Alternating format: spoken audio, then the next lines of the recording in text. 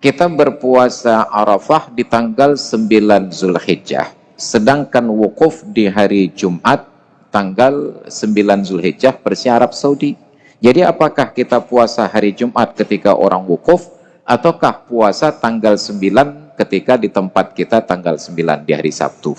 Jadi tentu jawabannya yang kedua tadi, bahwa Arafah yang dimaksud dengan puasa sunatnya adalah hari tanggal 9, bukan ketika orang sedang wukuf. Dan itu sesuai dengan tempat domisili masing-masing.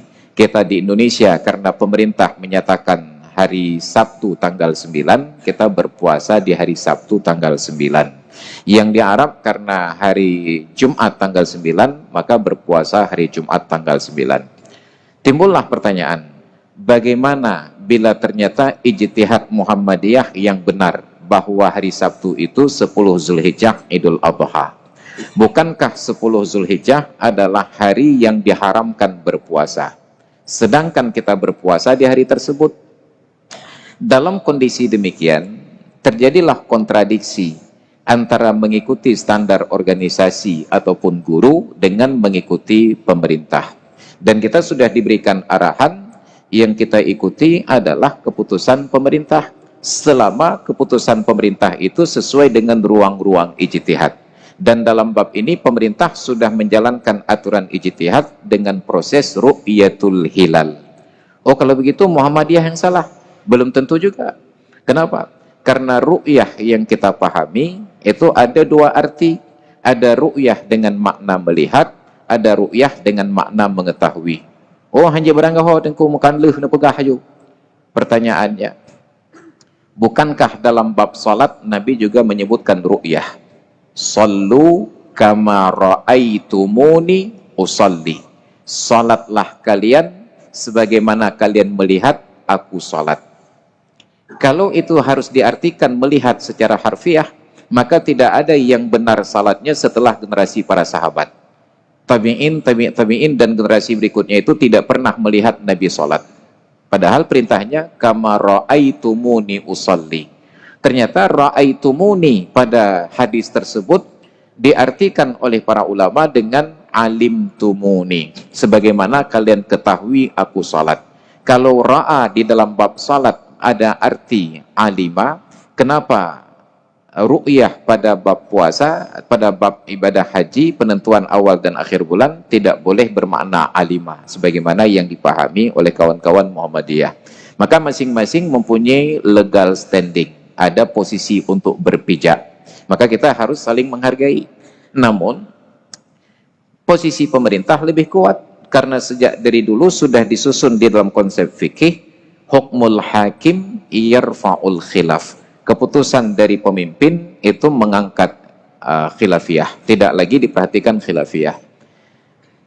Ternyata masih ada yang menggugat, pemimpin dulu khalifah, sedangkan pemimpin sekarang bukan khalifah. Tidak dinyatakan di dalam riwayat tersebut hukmul khalifah yarfa'ul khilaf. Yang ada hukmul hakim yarfa'ul khilaf, amrul imam yarfa'ul khilaf. Tidak disebut hukmul khalifah ataupun amrul khalifah, yang disebutkan hukmul hakim.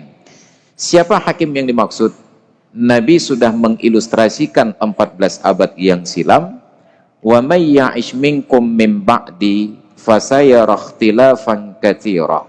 Barang siapa yang masih hidup setelah aku mati, pasti dia akan melihat adanya perbedaan yang sangat banyak.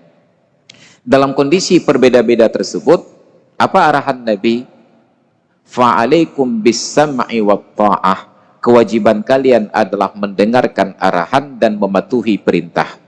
Perintah siapa? Wa in ta'ammara 'alaikum 'abdun habasyiyun, sekalipun yang memerintah kalian adalah seorang budak dari keturunan Ethiopia. Sekalipun budak dari Ethiopia, tetap wajib taat. Karena dalam sistem pemerintahan Islam, seburuk-buruk pemimpin jauh lebih baik daripada tidak punya pemimpin sama sekali. Maka ada ketentuan tersebut. Maka kita berpuasa kalau ingin berpuasa Arafah di hari Sabtu. Ternyata salah dan menyebabkan dosa, maka berdosalah kita. Tapi karena kita ikut pemerintah, maka dosa itu ditanggung oleh pemerintah. Siapa yang tanggung? Yang pertama, Yakult, Menteri Agama. Yang kedua, Jokowi sebagai Presiden. Ya, maka jika hayu haji ke Presidennya, bagian tanggung-tanggung desa agak. Ya. Tetapi selama ruang ijtihadnya sudah benar, maka pemerintah pun tidak berdosa. Nanti masuk dalam ketentuan, al-mujtahidu idza ijtahada fa asaba falahu ajrani. Seorang mujtahid bila melakukan usaha-usaha ijtihad, istimbat hukum, dan hasilnya benar, dia dapatkan 2 pahala. Pahala berijtihad dan pahala benar. Wa idza akhta'a, dan apabila hasilnya salah, falahu ajrun wahid, maka dia dapatkan 1 pahala. Digugat lagi. Tapi model-model Yahya Saquf dengan Pak Jokowi nya anak ahli ijtihad. Bukan mereka yang berijtihad. Menteri Agama hanya punya kapasitas mengumumkan kapan. Lalu siapa yang berijtihad? Orang-orang yang ahli di bidangnya, di bidang astronomi dan ilmu falak, yang bergabung di dalam Badan Hisab dan Ru'yat, disingkat menjadi BHR. Kalau BHS itu mereka sarung. Nah, ini dari BHR, Badan Hisab dan Ru'yat. Ya, orang-orang malim. Oh enggak Pak Ustaz, guru saya jauh lebih alim dari mereka. Bila guru Anda jauh lebih alim, tentu akan diajak. Ini may pakatan. Yang kedandahan itu. Ya, malim tak guru dalam kadruk Pak Malaikat Jibril kejabut. Apa kan jahan pakat? Itu pertanda bahwa kealimannya tidak diakui.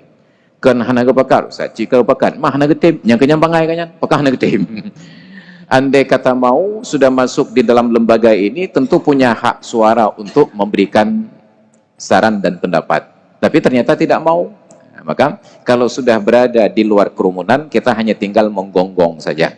Kalau berada di luar lapangan, kita hanya bisa sorak-sorak dan saja. Tapi kalau ada di dalam lapangan, paling kurang kita bisa menjadi asis, bagian tarik-tarik gop mendengar.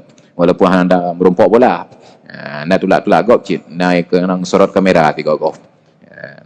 Jadi ada persoalan pada bab tersebut. Maka kita ambil kesimpulan berpuasa Arafah di tanggal 9 Zulhijjah yang tahun ini bertepatan dengan hari Sabtu tanggal 9 Juli sesuai dengan ketentuan pemerintah.